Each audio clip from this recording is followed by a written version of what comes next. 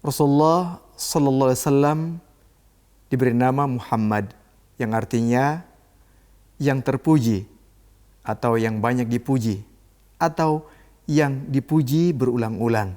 Siapa yang memberi nama ini dan mengapa nama ini diberikan kepada beliau?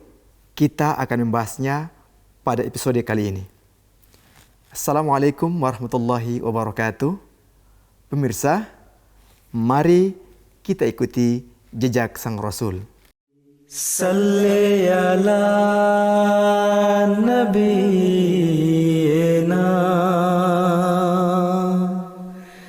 salli ala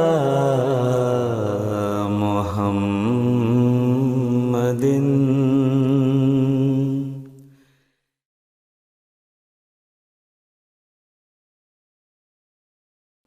Jazirah Arab.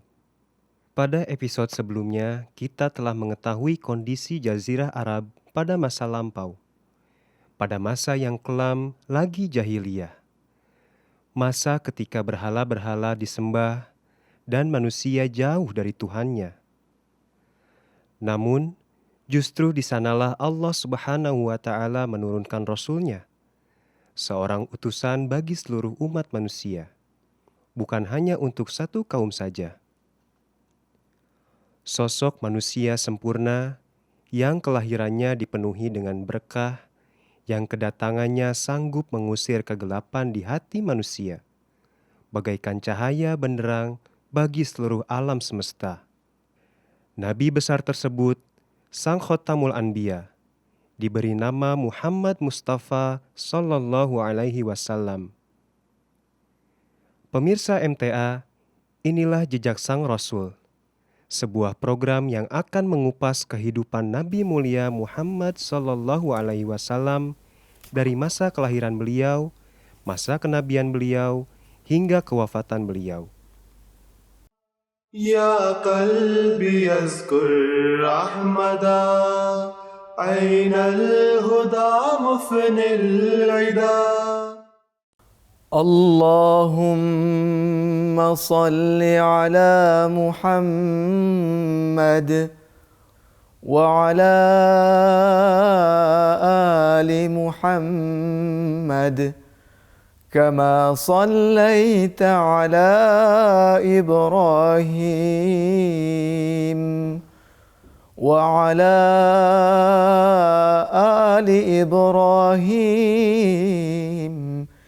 innaka hamidum majid. Allahumma barik ala Muhammad wa ala ali Muhammad kama barakta ala Ibrahim wa ala ali Ibrahim innaka hamidum majid.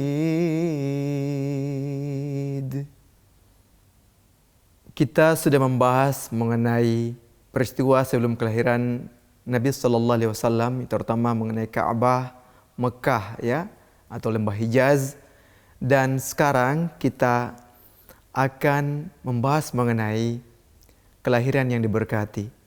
Setelah wafatnya Abdullah, suami dari Siti Aminah, maka di sana terdapat kesedihan yang mendalam yang menghiasi hari-hari Siti Aminah. Oleh karena itu, beliau diberikan hiburan dengan ditempatkan di lembah Bani Hashim oleh keluarga beliau yang tercinta. Dan di sanalah beliau menjalani hari-hari mengandung Nabi SAW selama 9 bulan itu berada di lembah Bani Hashim. Ini merupakan karunia Allah Subhanahu wa Ta'ala sebagai hiburan bagi beliau. Walaupun sang mendiang suami telah pergi untuk selamanya ke hadapan Allah Subhanahu wa Ta'ala, akan tetapi beliau menitipkan amanah, memiliki amanah yang sangat berharga, sebagai pelipur lara untuk kesedihan yang beliau alami, yakni dengan adanya bayi dalam kandungan. Siti Aminah pada akhirnya sangat sekali mengharapkan, tidak hanya beliau, bahkan keluarga beliau pun sudah sangat menginginkan agar segera bayi yang ada dalam kandungannya lahir. Sebab apa? Tentu semuanya sangat mengerti bagaimana kepiluan dan kerinduan beliau terhadap sang suami. Dan satu-satunya obat untuk itu hanyalah kelahiran putra beliau. Luar biasa banyak pengalaman rohani yang beliau alami selama mengandung Nabi SAW, gitu ya, bayi yang ada dalam kandungan beliau. Maka ketika hari-hari akan lahirnya sang bayi, Allah Ta'ala mengiringi hari-hari beliau dengan memberikan kabar suka, yakni Allah mengutus malaikat untuk memberikan kabar kepada Siti Aminah bahwa berilah nama yang ada, nama untuk bayi yang ada dalam kandungan engkau ini dengan nama Muhammad. Jadi kita sudah bisa mengetahui bahwa ternyata nama Muhammad itu pemberian langsung dari Allah Subhanahu wa taala. Luar biasa. Kegembiraan apa lagi yang lebih besar dari nama yang Allah Ta'ala berikan. Kemudian dalam riwayat yang lain pun disebutkan ternyata Allah Ta'ala pun memberitahukan kepada kakek beliau, yaitu Abdul Muttalib, nama yang sama. Kemudian tepatnya di tanggal 20 Agustus 570 Masehi yang bertepatan dengan 12 Rabiul Awal, lahirlah sang bayi yang dinanti-nantikan. Atau dalam hitungan terkini atau mutakhir, hari tersebut bertepatan dengan 9 Rabiul Awal 571 Masehi yang bertepatan dengan 20 April, ya. Tepatnya di hari Senin. Jadi boleh mengatakan bahwa sang bayi yang bernama Muhammad tadi itu lahir pada 12 Rabiul Awal, itu berdasarkan hitungan yang lama, dan 9 Rabiul Awal itu berdasarkan hitungan mutakhir. Jadi dua-duanya boleh digunakan, tapi yang paling masyhur digunakan ya 12 Rabiul Awal. Tapi kalau yang terkini hitungannya adalah 9 Rabiul Awal. Tak mengapa, yang penting bayinya tetap bernama Muhammad. Ketika Siti Aminah melahirkan bayi yang ditunggu-tunggu itu, kemudian diberitakan kepada sang kakek yaitu Abdul Muttalib, maka Abdul Muttalib segera datang ke rumah Siti Aminah, kemudian memberitahukan bahwa Siti Aminah memberitahukan bahwa dalam mimpi beliau melihat bahwa nama bayi yang dilahirkan ini diberi nama oleh Allah Ta'ala dengan nama Muhammad. Ternyata hal yang sama pun telah dialami oleh Abdul Muttalib, dan kemudian beliau membawa ini bayi ke Ka'bah untuk mempersembahkannya kepada Allah Subhanahu wa taala sebagai rasa syukur, dan diumumkan nama bayi tersebut adalah Muhammad. Nah, nama Muhammad ini pada masa itu termasuk nama yang langka, yang aneh, karena belum pernah diberikan kepada satu keluarga dari Bani Hashim dengan nama ini. Oleh karena itu, orang-orang pun pada heran, mengapa sampai diberi nama Muhammad? Secara artinya, Muhammad artinya yang banyak dipuji, ya, yang terpuji. Ya, jadi Muhammad itu kalau dalam secara bahasa Arab artinya yang dipuji berulang-ulang. Ketika diumumkan nama ini, ternyata kita bisa mengetahui betapa nama ini adalah nama yang memberikan satu kabar bahwa kelak akan terjadi sebuah perubahan dalam hal akhlak atau reformasi besar, revolusi besar dalam kerohanian. Untuk itu Allah Ta'ala memberikan satu tanda besar di mana kelahiran sang bayi yang namanya Muhammad ini terjadi di Amul Fil. Apa Amul Fil itu? Amul Fil itu tahun gajah. Tahun gajah itu tahun kelahiran Nabi SAW.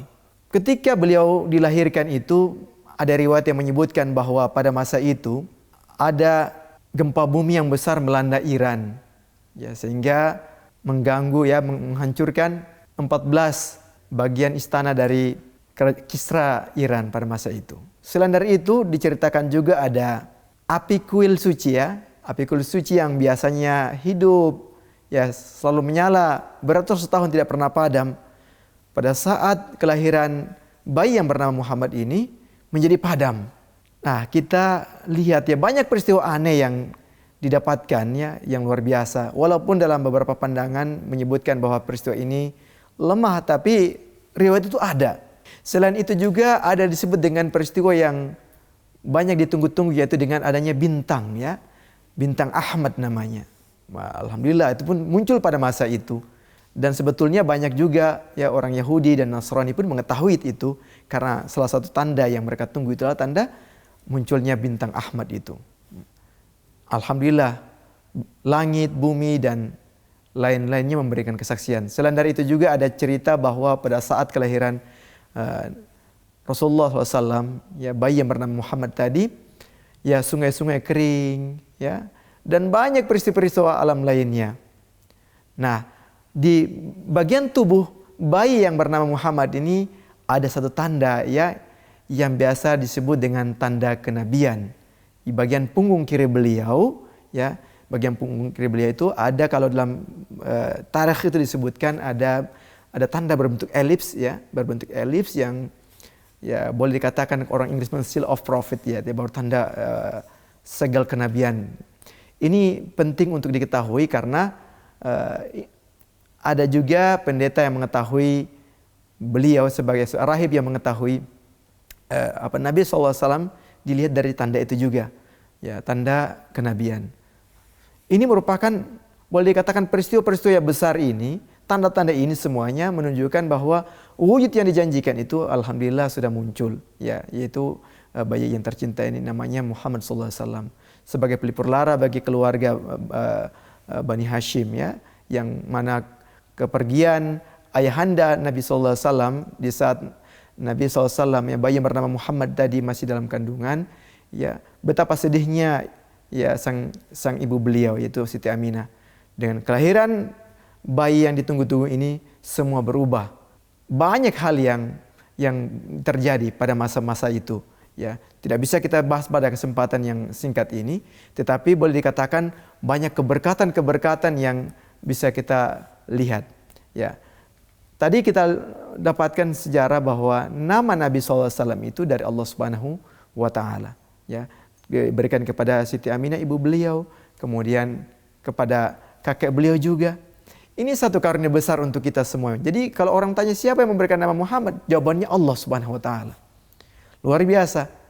Ya, mungkin pemirsa bisa melihat bahwa ya kita rata-rata diberikan nama oleh orang suci saja kita sudah senang.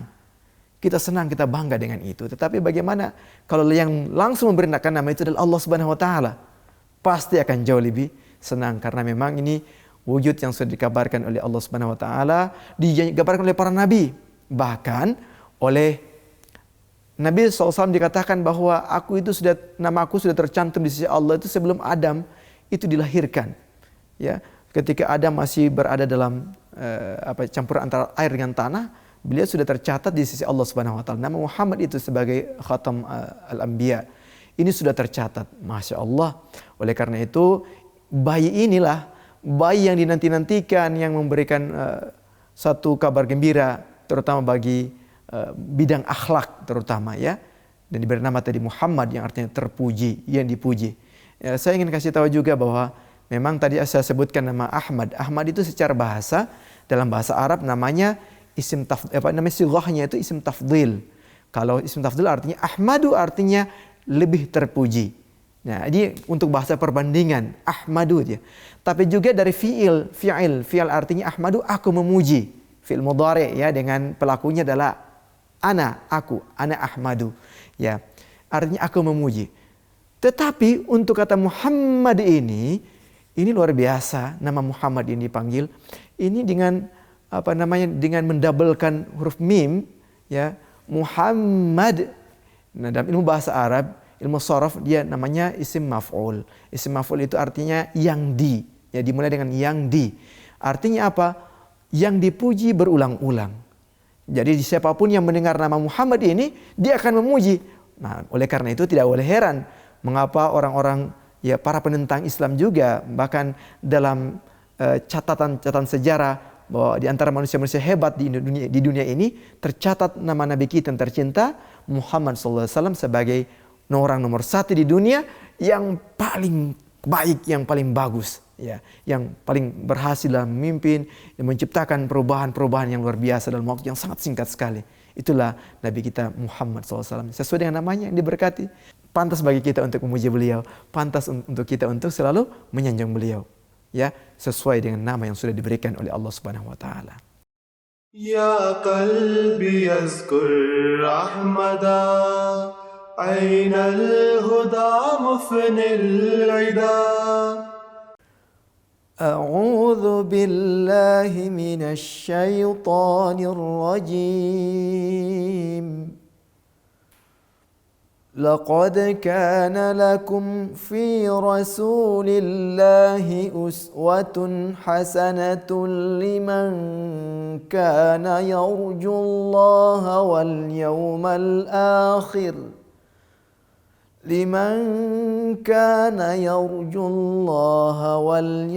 الآخر وذكر الله كثيرا.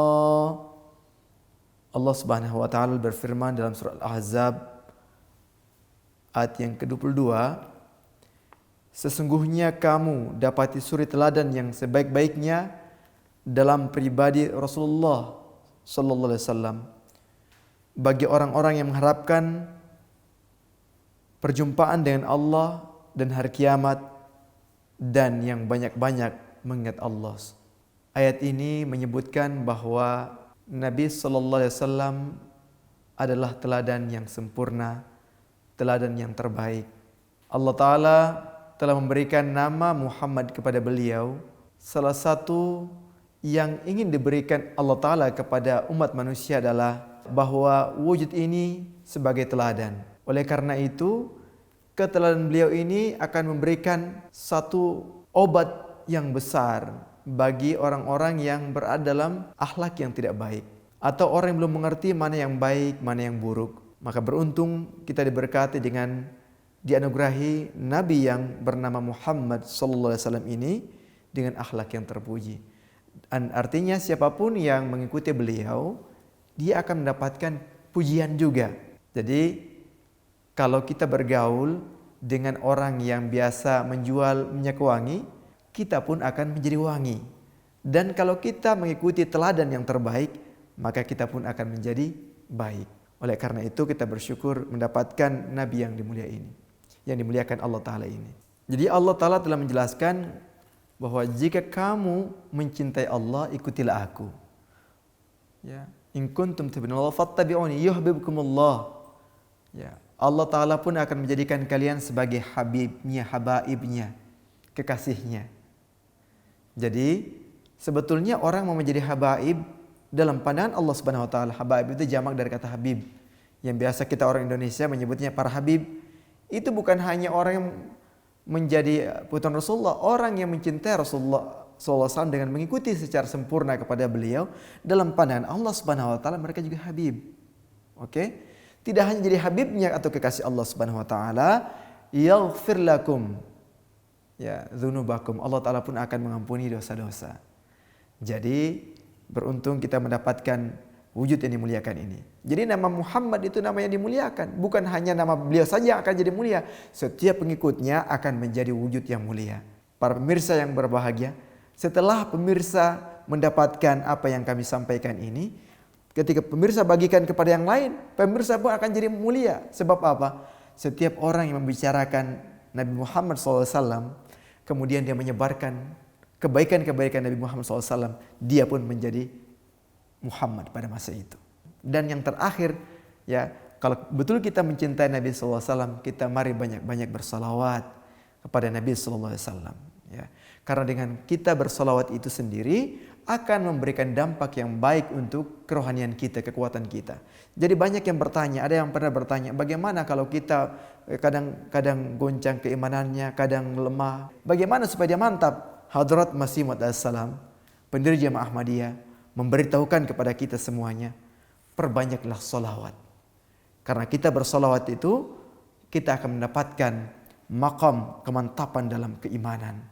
Di mana beliau bersabda, afdalnya salawat itu adalah apa yang diucapkan oleh Nabi SAW, yaitu Allahumma salli ala Muhammadin wa ala ali Muhammadin kama sallaita ala Ibrahim wa ala ali Ibrahim innaka Hamidum Majid.